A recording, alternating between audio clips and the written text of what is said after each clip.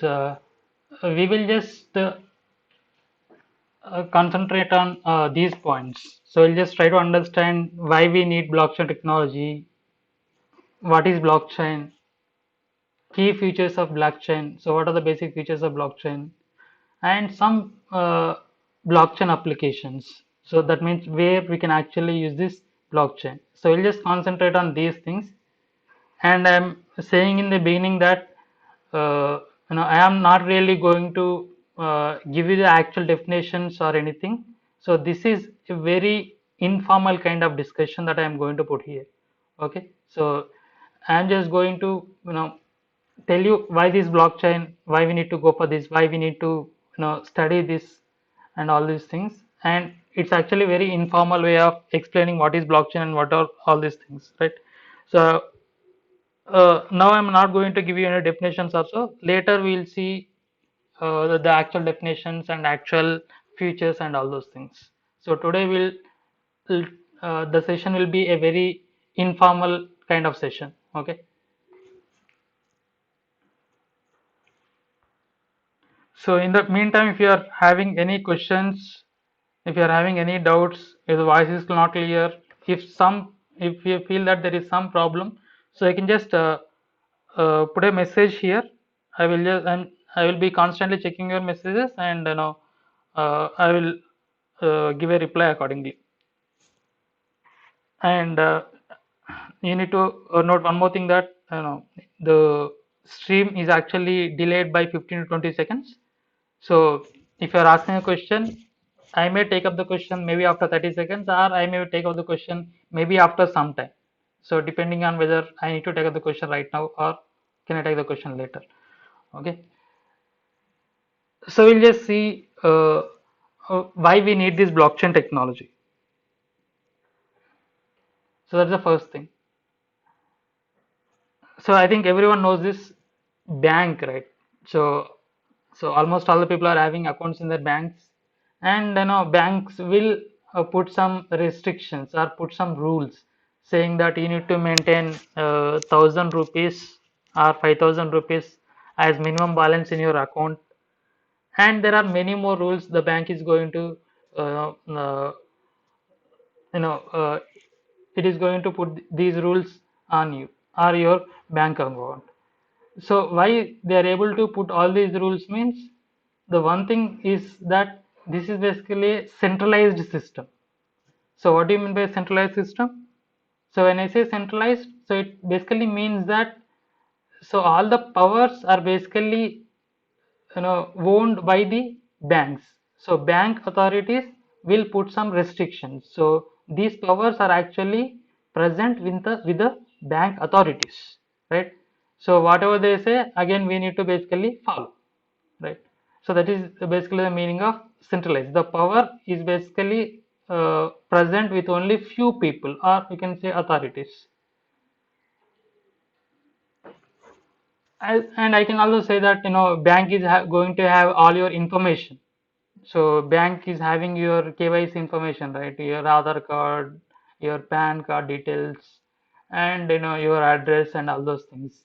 And they also have power to freeze your accounts.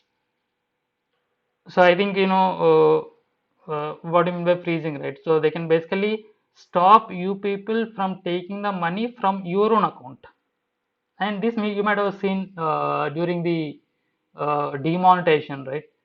So basically, you cannot take your money, you cannot take more than 2,000 rupees or more than 3,000 rupees per week or per day, right? So these all things have already happened, and if you check the history, many times this has happened. And you might have seen just 3 to 4 months back, you might be knowing about S Bank.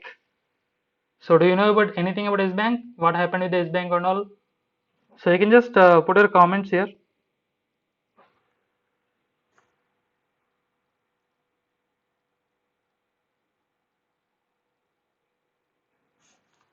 So what happened with S Bank is that the S Bank CEO or the MD, so Mr. Rana Kapoor, so what he did is, uh, so by using the account holders' money, he was trying to buy some assets, and there was a scam of around 4,000 crores. There was a scam of around 4,000 crores. So this is possible just because they have the power. They have the power to play with your money, right? So this happened just 3 to 4 months back, and you see in history there are many more scams like that.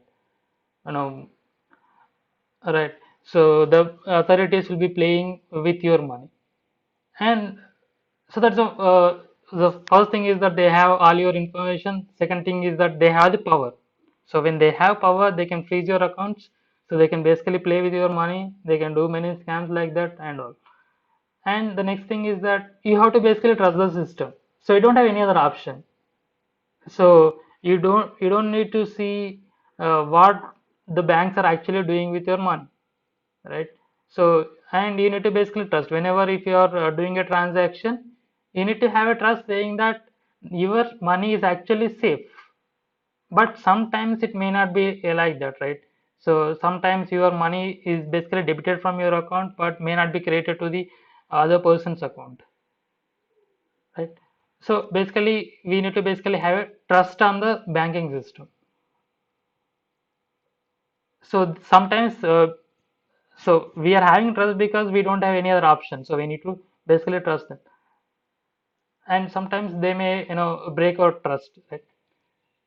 And one more thing is that, so if you remember the 2008 economic or financial crash, do you know anything about 2008 financial crash?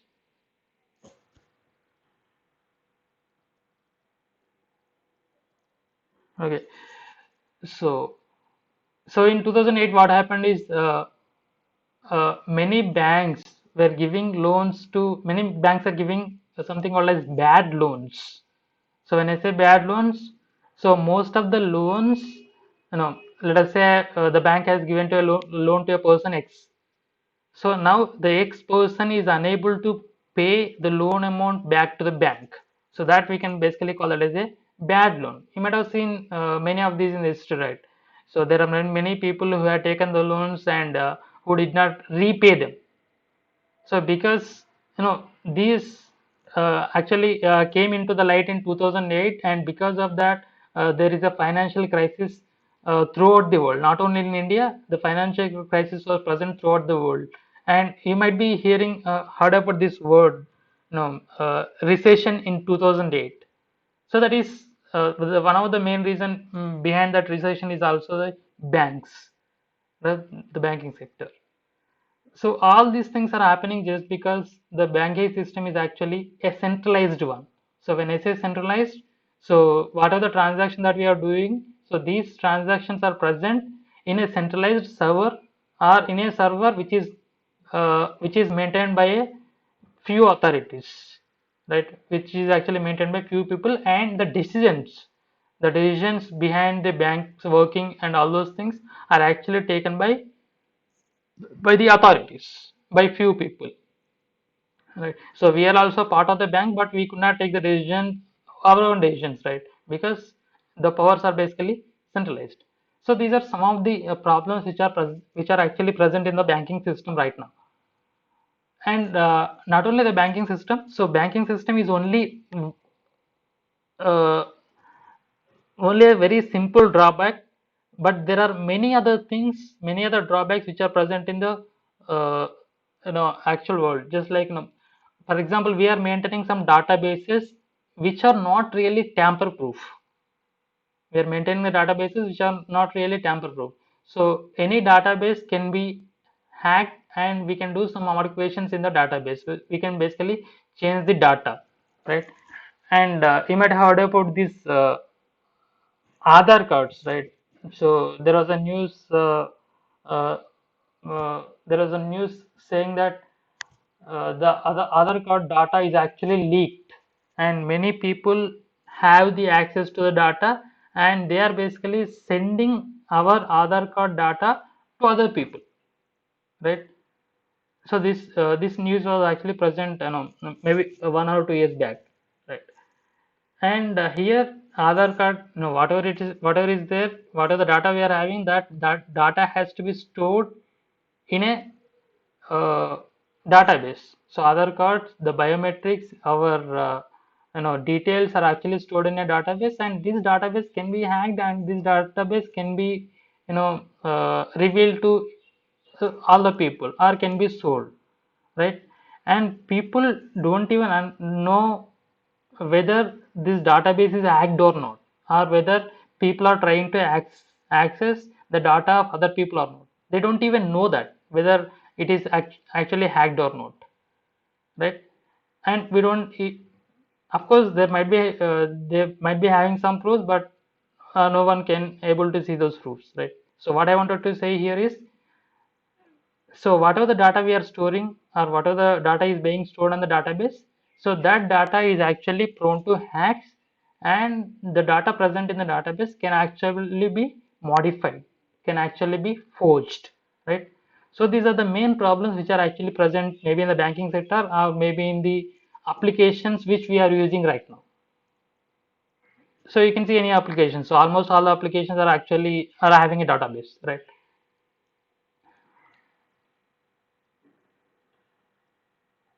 So because of these reasons, yeah. So to overcome these problems that we are having in the uh, present system, maybe any of the applications, maybe banking sector or whatever the sector it is, maybe it's a automobile industry, or maybe it is a any other Android application or whatever it is. So all the systems or all the applications will be having some databases, and these databases can be uh, prone can they're prone actually prone to hacks, right?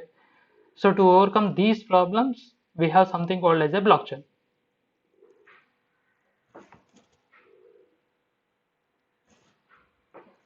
So here in this picture, you can see that a new block is getting added to the current blockchain or existing chain of blocks. So to say in a simpler manner, you can basically imagine blockchain as a linked list. So you can basically imagine a blockchain as a linked list. You know linked list, right? So maybe you can basically imagine a single linked list. So what does a single linked list will have? So it is going to have what is called as a node, and in that node you can basically going to store some data, and apart from that you are also going to store the address of the next node, right? So why you are storing the address of the next node? Because we want to maintain a connection between these two nodes. If at all we want to go to the next node, or if at all we want to access the next element in the linked list, so we need the address where this next element is actually stored, right? So yeah, you can basically imagine this blockchain as a linked list where we are going to store some data, and you can basically assume this block. So blockchain is basically no, it's having two words. One word is block and another word is chain. So this block is synonymous to the node. So each block in the blockchain is actually synonymous to the node in the linked list. So in the node we are going to store some data. Here in the block we are going to store some data. That's it. So what does a block contains actually? So it is going to contain some data. So here in this slide you can actually see. So I think there's a delay.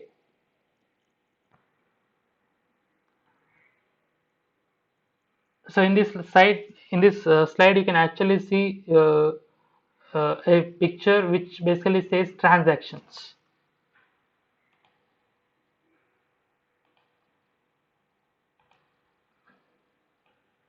So these are the transactions that we are going to store in a block of the blockchain.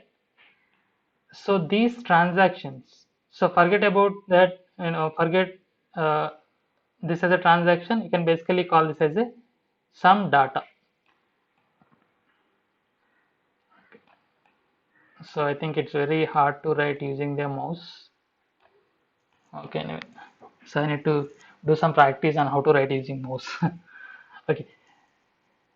So just like a node in the linked list, we are going to have blocks in the blockchain, and each block is going to store some data. So we call this data as a transaction. And if you want, you can basically forget about transaction. You can basically call this as a data only. Okay. So in each node, in each block, we are going to store some data. So this data can be anything.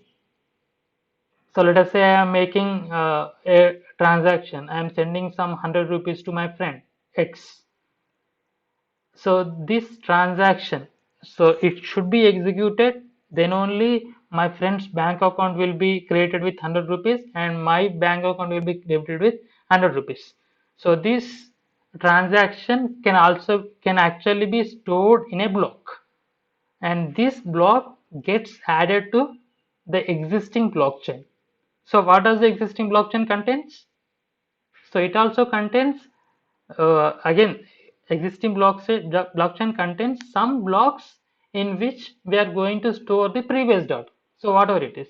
So we are basically starting with one block here. So this is one block.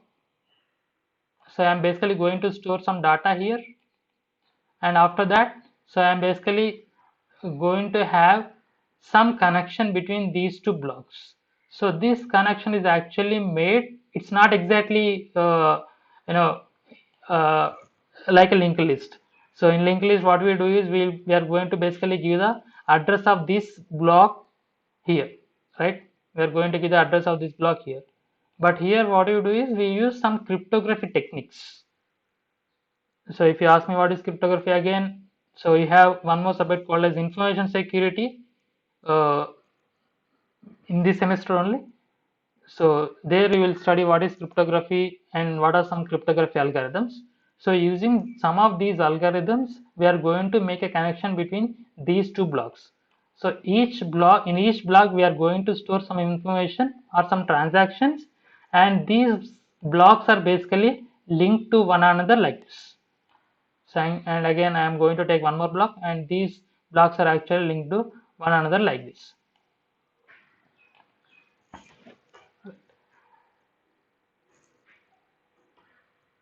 So again, each block is actually contains some transactions, or you can basically call it as some data. Each block contains some data. So I think now you have some idea what is blockchain, right? So blockchain is nothing but a chain of blocks. It is nothing but chain of blocks, and each block contains some data. So what is our target is, instead of storing this data in a traditional database, we are going to store our data in the blocks, and these blocks are actually linked to one another. So that we can call that as a blockchain. So whenever new information comes, I am going to store that new information in a block, and I am going to add this block at the end of the existing chain of blocks, or at the end of the existing blockchain. Guys, is it clear?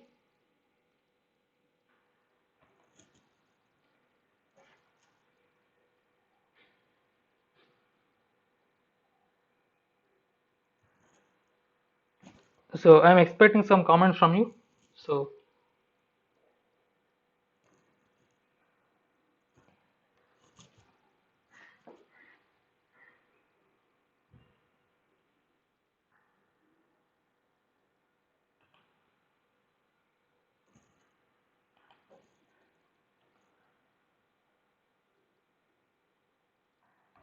okay. So I'm just repeating few more statements that I made earlier. So blockchain is, so it's not really very it's not really complex to understand. It's very easy. Blockchain contains some blocks, and in each block we are going to store some information. It's a chain of blocks. So blockchain contains chain of blocks or some number of blocks. In each block we are going to store some data, and these blocks are actually linked with one another. That's it. Okay. So now I don't really talk how we are basically connecting these blocks, what exactly we are storing in these blocks. So that we'll see later. So right now, this is actually sufficient for us. So these are the key features of blockchain. So the first key feature is decentralization. So we are having a centralization problem in case of banking system, not only banking system. So it's not an so this is not a solution for the banking system. This is a solution for almost all the sectors which are present. So this blockchain can be used in almost all the sectors. So it is not limited to banking sector. Okay. So that I want to make very much clear. I have taken a Of course, I have taken an example from the banking sector, but it's not that this is a solution only for banking. No, this is a solution for almost all the sectors which are actually present. It may be a film industry, it may be a agriculture industry, it may be the governments or anything. No, in almost all the sectors, you can actually use we can have applications of the blockchain. So the key features that we concentrate here is, so first one is the decentralization. So when I say decentralization, so the power is actually not present with few people, and the data, yeah, the power is actually not present with only few people. So whoever is joining the blockchain network, so they have the power to involve in a decision taking. Okay. So next thing is nothing but immutability. So you need to basically remember this word immutability. So what is immutability? Anyone?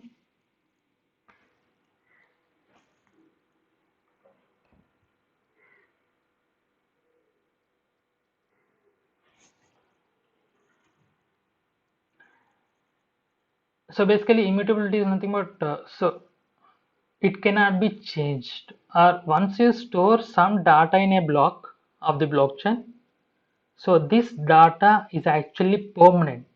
So you cannot make any modifications to the data which is present in the block, and what I mean to say is you cannot make any modifications, you cannot edit it, you cannot delete it, or you can basically change it or whatever it is.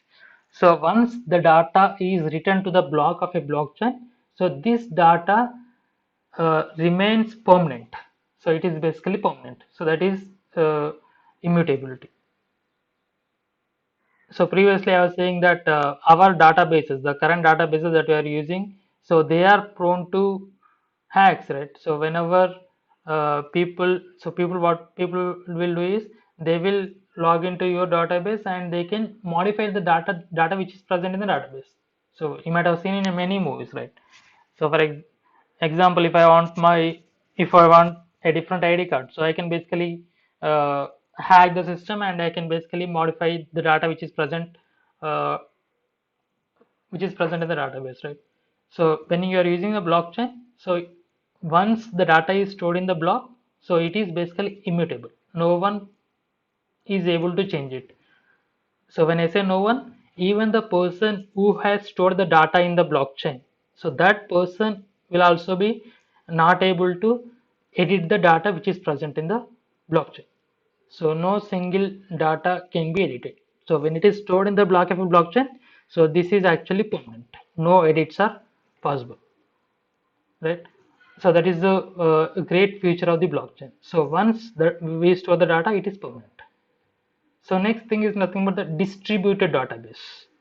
So there is one more flaw in the maybe in the current banking system or maybe in the internet. If you see sometimes, so we can see that uh, some banking server is actually down, right? So this you generally see with SBI. So I am a customer of SBI bank, so I can see that many times the bank server is actually down. So not only bank server, so if you see sometimes some website is actually down, right? So since they are centralized, so they are actually going down, right? So if you can make something called as a distributed database, so uh, instead of storing all the data in a centralized server, or instead of storing all the data in a uh, single database, if you are able to distribute this data over multiple locations or over multiple servers, so there is a chance that uh, the servers will if one server goes down, we will be having another server which is actually up.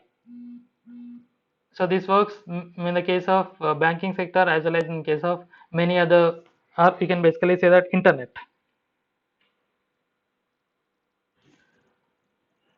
Okay, so blockchain gives advantage, saying that we can basically have something called as distributed database. So what that means is, so instead of having database only at one place or only in one server, we can have this database distributed over many servers. If one server goes down, we always have another server by using which we can access the data.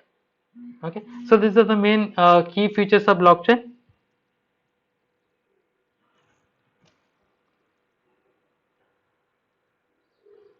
So again, as I said, so this is very informal discussion about blockchain. So I'm not going to go for some more key features of blockchain.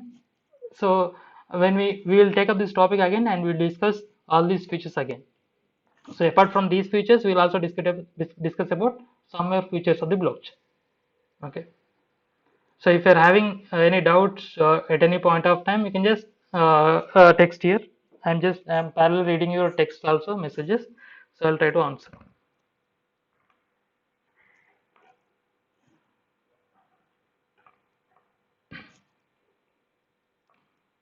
So because of these key features, so as I said, this is not a solution to only banking sector. So this is a solution uh, to almost all the sectors which are present. So we'll see some of the sectors where we can apply this blockchain, where we can have these blockchain applications.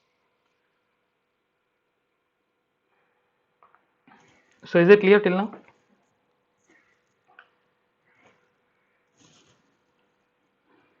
So the very first application that I will take up is land registry, or you can basically say land registration.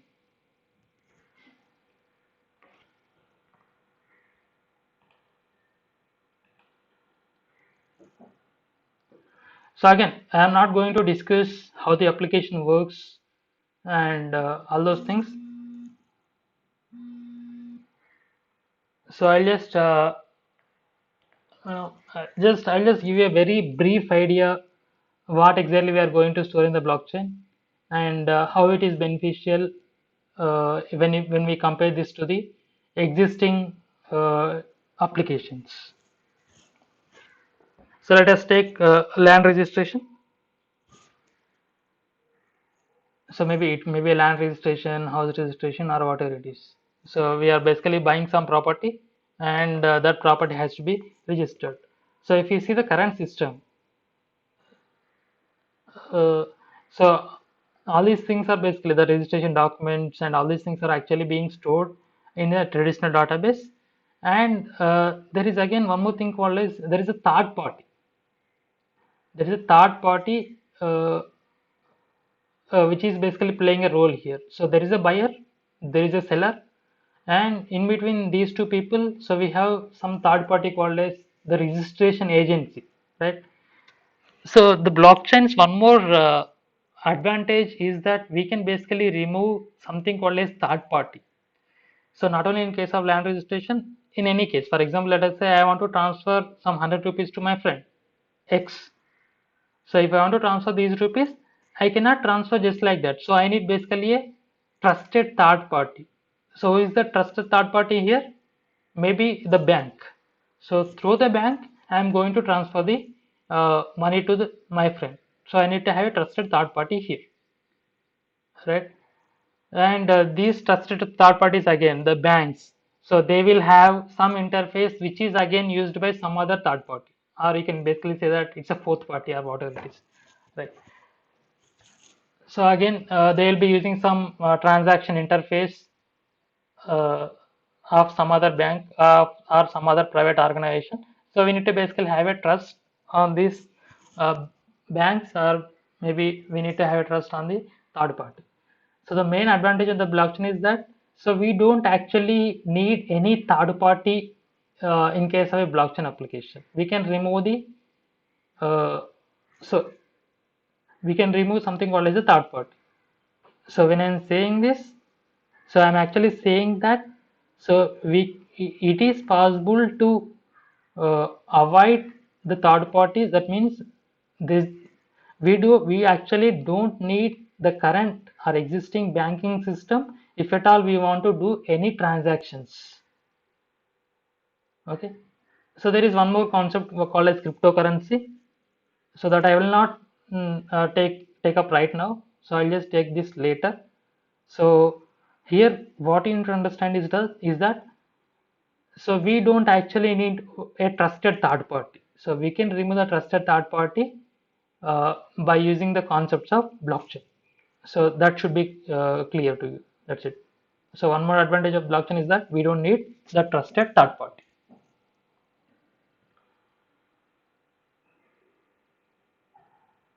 So previously, nowadays we are having a buyer and a seller or the owner, and we need to have a trusted third party, right?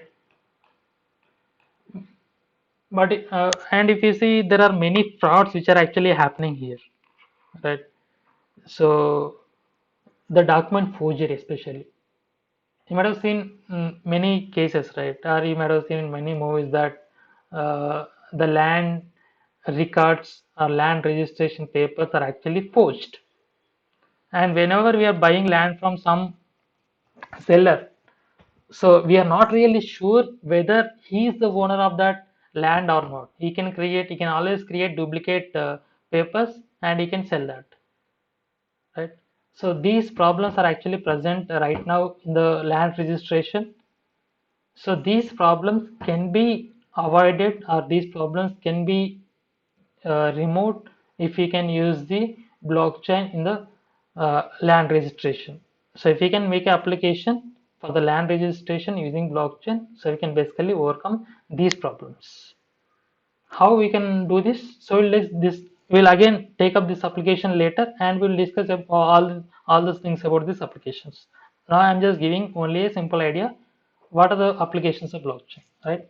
And this is being implemented by many governments. So whatever I'm talking, this is not theoretical; it is practical.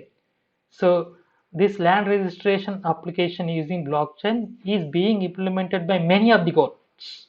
For example, you can take uh, AP government, Andhra Pradesh government. So in the so they have already started, making. They have already started, land registration application by using the blockchain. So many of the documents they are actually putting in the blockchain. So now at this point of time, I'll just ask you one question. So why we need to put all these documents in the blockchain? Why we need to put all these documents in the blockchain?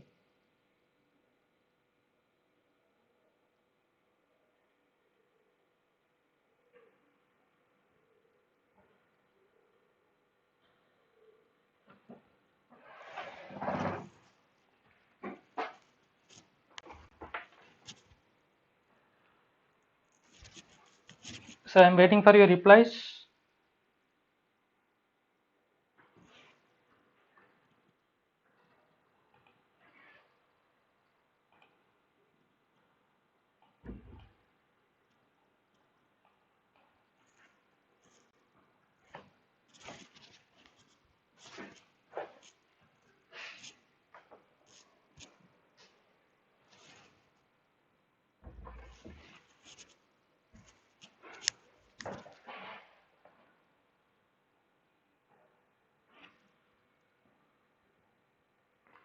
So I'm getting some replies. People are basically saying that it is actually immutable. Yeah, that is true. It is immutable, and I'm also getting some replies saying that it's actually to provide something called as transparency. So this is also true to some extent. Okay, so these are actually true. So since we know that whenever we put something in a blockchain, it is actually immutable. So no one can do any forgery to the documents which are present in the blockchain. So as I said, these applications are actually, they are being they are under development. So many of the governments have taken up this application and they are developing it. The examples are, you can take AP government or you can take Haryana government. And outside India, if you see, there are many governments which are actually doing this. Okay. So by 2024 or 2025, so almost all the state governments or central governments throughout the world will be taking up this, will be developing these applications, and will be this will be implemented soon, right? So the next application that I will talk about is nothing but voting. So if you take up the current system, so many a times we have something called as, many times there is no transparency in the voting. So when I say transparency, it does not mean that uh, the X person has voted whom. I'm not saying that. So when I say transparency, uh, so we actually just want to know whether a person casted, let us say there's a person X. So whether the person X is actually casting his vote, or whether some other person is casting vote in place of X. So the person X has to cast his vote, but we are not sure whether the actual person X is casting the vote. Many times we also heard that even the uh, dead people, even the people who have died, so they also casted their vote, right? You might have heard about this news also, right? Right. So these things are actually present in the current voting system. And the budget of the current voting system, if you see, so they will spend around thousands or lakhs of crores to conduct the elections, to complete the election process. So this is really hectic, right? So this is really, too much. They are spending whole lot of money, and there is no transparency at all. And this is actually prone to manipulations. People can do manipulations, and many times we also hear a news saying that the EVMs are tampered. So all these things, right? So one stop solution for all these things is nothing but a voting application, or conducting the elections by using a blockchain application. It is not simple application as you people are thinking. So when I say application, it's not as simple as a uh, app that we are using. Okay, so we'll see all the technical details later. So we have some problems in the current voting system or current election system. So to remove those problems, to overcome those problems, so we actually need the support of blockchain.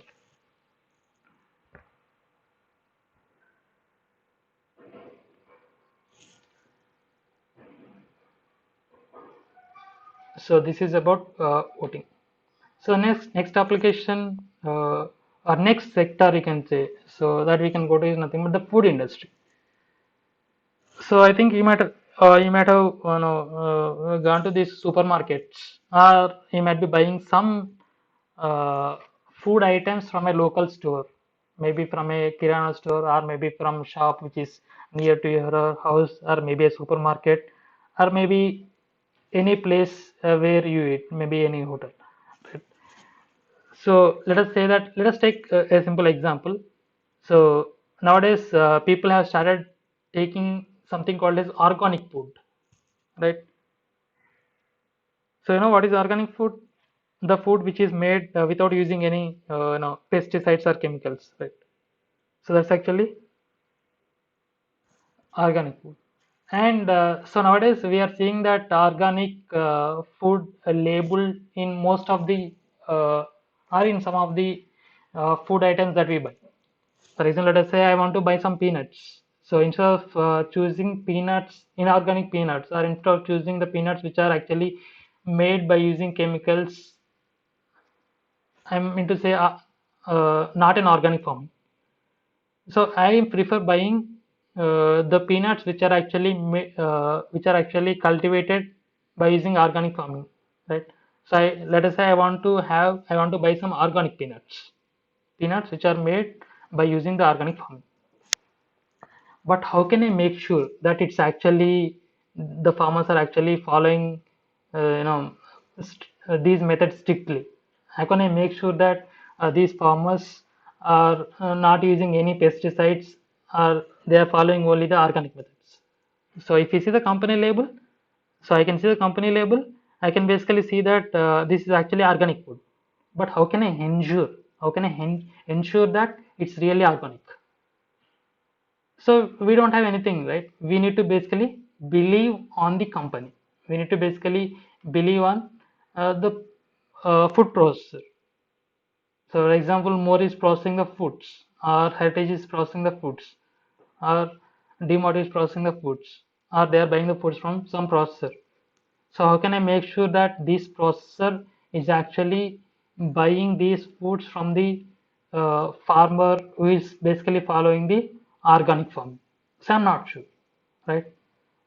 But so this is a problem which is present right now in the food industry. So to overcome this problem,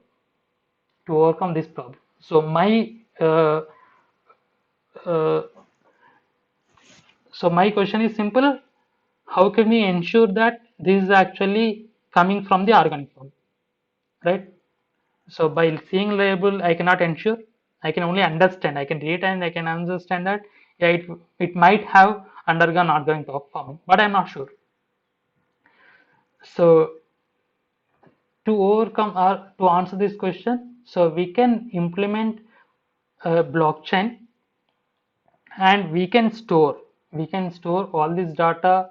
So from which farmer it is coming, so is he farming, is he buying any chemicals or whatever it is, and who is the processor, where it is processed, are they following some healthy processing techniques, and who is the distributor, who is the retailer, and his government is approved, whether the government has approved, or whether the government has given regulations to the processor or all these people who are involved in the process or not. So I can basically, what the processor can do is he can basically give some QR code or maybe some label. By using my smartphone, I can basically scan that label or a QR code. Then I should get all the details. Who is the processor? Are they following good processing techniques or healthy processing techniques? Where it is actually processed? So sometimes what can happen is that there is a chance that uh, let us say there is a chemical outbreak. Let us say few months back, last month maybe. So there was some accident in a chemical factory near Vizag, right? So all the farming lines around the accident, so the chemicals might have spilled in those areas, and all the crops might have been damaged. So I cannot eat the product which is actually coming from those crops. So to avoid that, I should know where these crops are actually grown. So from where these food items are actually coming. So this is actually possible if we can use something called as blockchain technology. And again, we will just take up this application and we will see how we can actually develop that. Okay. So here we are not sure where it is coming from. To make sure where it is coming from, we need to use the blockchain technology. So the next application that I will talk about is nothing but the drug traceability. So the image is not really clear. Okay. Anyway, I'm not going to discuss what is present actually in the image. So I will just tell you what is the problem which is present right now and what is the solution. The obvious solution is blockchain, right? So I will tell you what is the problem that we are having right now. So if you generally go to, if you are having any problem, you generally go to medical store and buy some medicine. Are you sure that whatever the medicine that you are buying,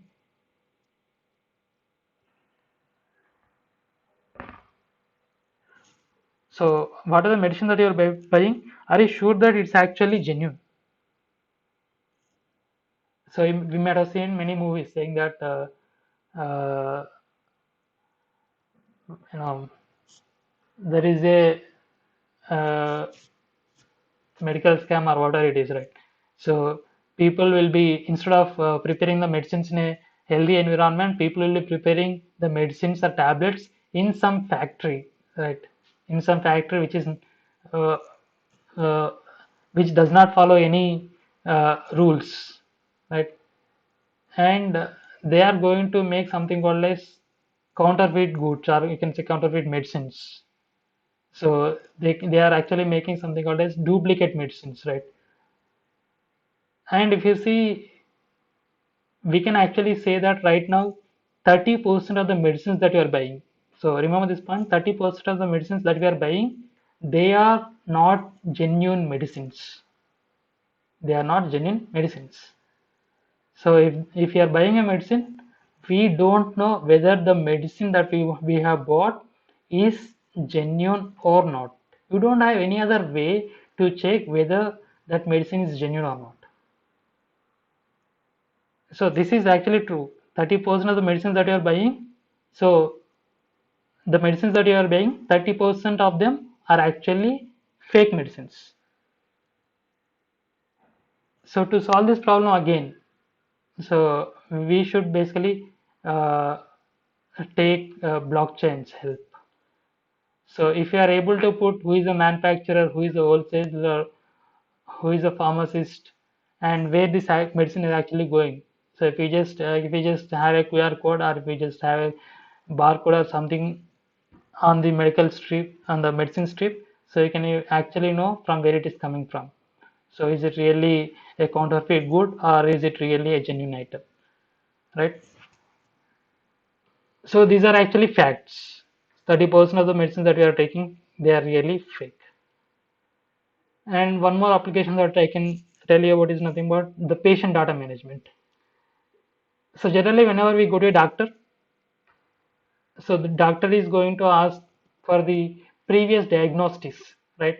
So what diagnostics we have taken previously, what are the medicines that we have taken previously, and generally what we do is sometimes we may take the health file with us, or sometimes we don't really care. We don't really care about our health, right?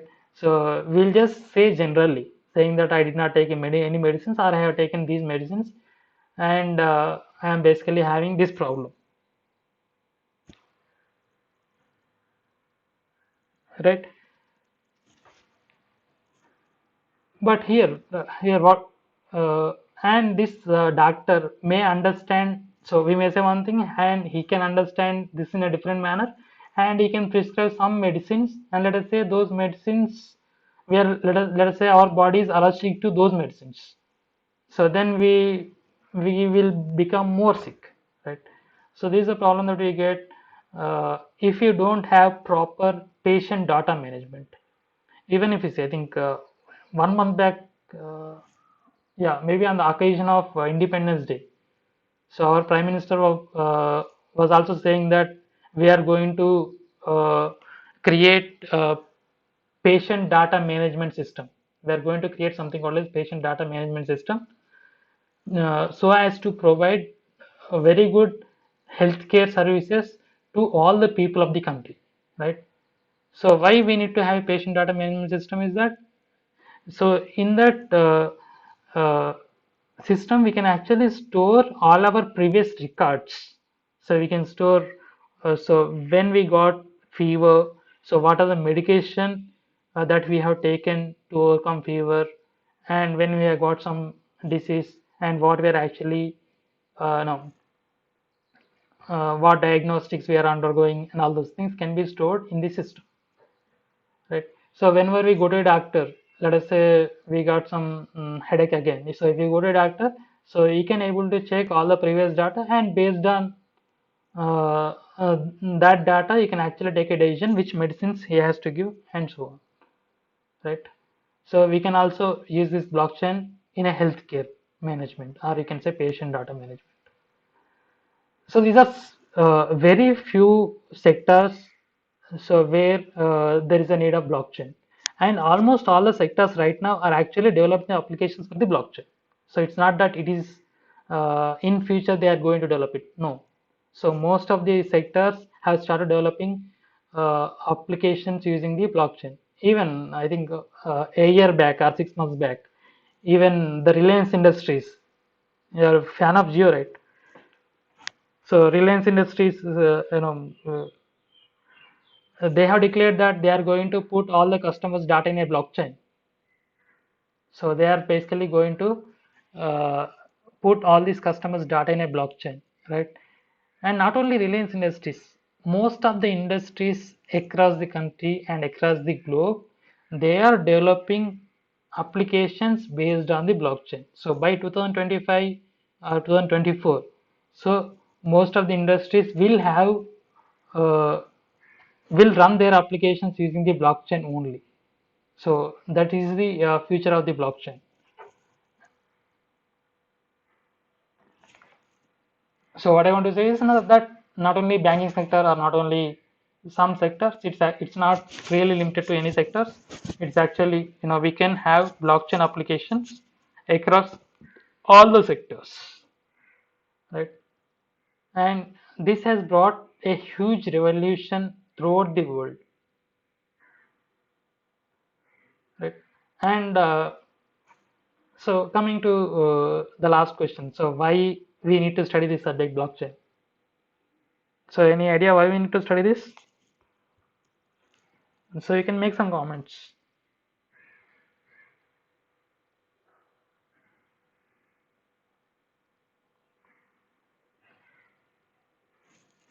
And if you're having any questions, so we have some more time, so you can basically post your questions in the comment box or in the chat box.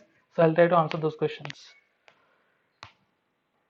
So as I said, this is only a informal kind of class that we are having today. So maybe from the next class, we'll actually uh, see what is blockchain, what are the real concepts and all those things. So this is basically to give some understanding what is blockchain and how it has revolutionized various sectors. So I have taken up this. So if you're having any questions, so you can put the questions in the chat box, or even you can basically comment saying that whether it is clear or not. So if something is not clear, I will may so I don't worry, I'm not going to take up the same topic right now. So maybe I'll try to clear in the next class, because anyway we are so approximately the time is 11:59.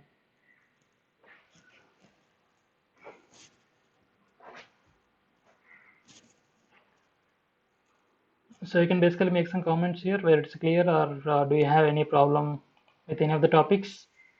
Is the audio clear? Is the video clear? Sir, blockchains are immutable, but what if they are? So I can see one question here. One question here. I'll try to answer that right now.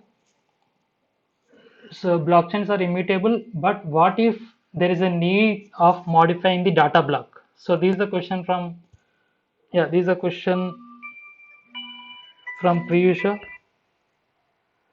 So what we'll do is, so let us say so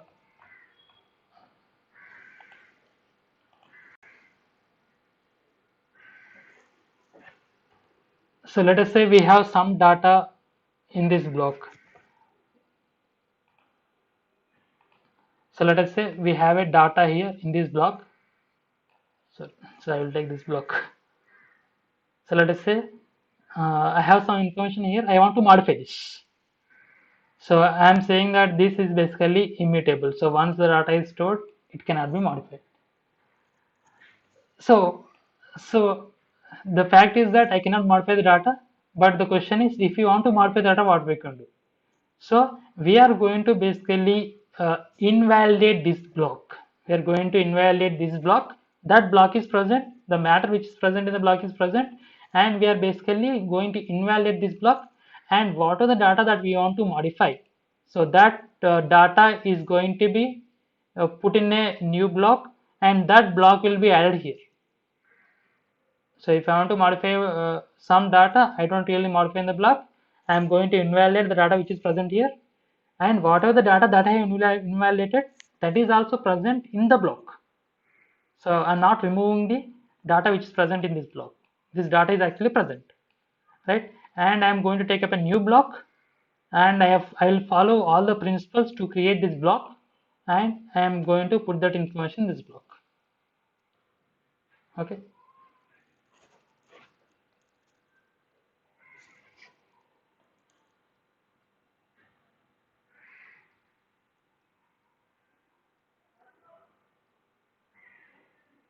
So even our RGKT is following this blockchain application. So I think the examination section. So they are putting all your certificates in a blockchain. So they are not storing your certificates in a normal database. They are actually storing the certificates in a blockchain based application. So whenever your certificate is actually stored in the blockchain based applications, so we cannot do any modifications to that, but you can always, for example, let us say you want to change your name. You want to, there is some mistake in your name, you want to change it. So what they will do is they will invalidate the previous certificates and they are going to create a new certificate where your name will be corrected.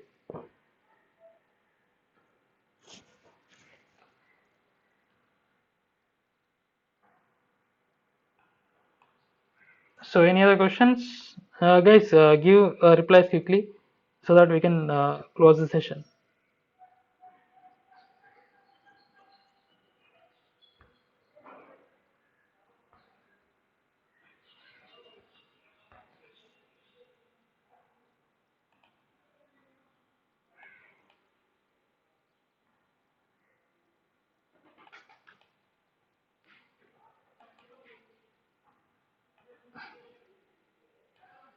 Guys, is that clear?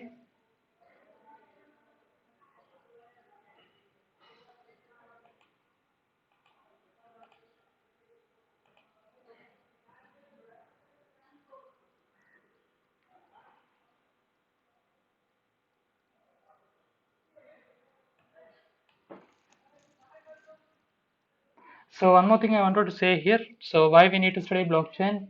So why we are having this subject here? So the main reason is very simple.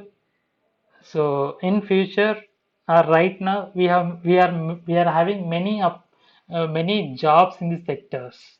So almost all the companies are recruiting people who are called as blockchain professionals,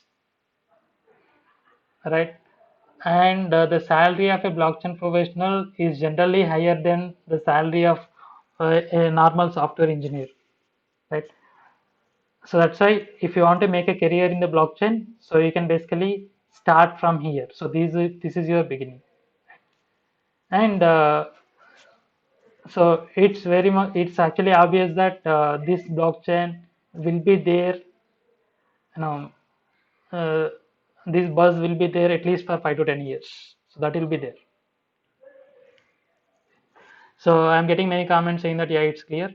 So we can basically stop here.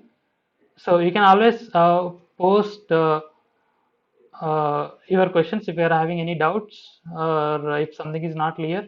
You can always post some comments here, or I think you can also ask some questions in the LMS or RGKT LMS. So you can post the questions there also. Right. So I'll just try to answer them. So I think again we have a class on Monday. So I'll just see you on Monday. Okay. So okay, then I'm stopping. So thank you. So if some people did not attend the session, so they can always watch the video which is present in the YouTube, and they can understand what we have discussed. Okay then. See you later. Bye.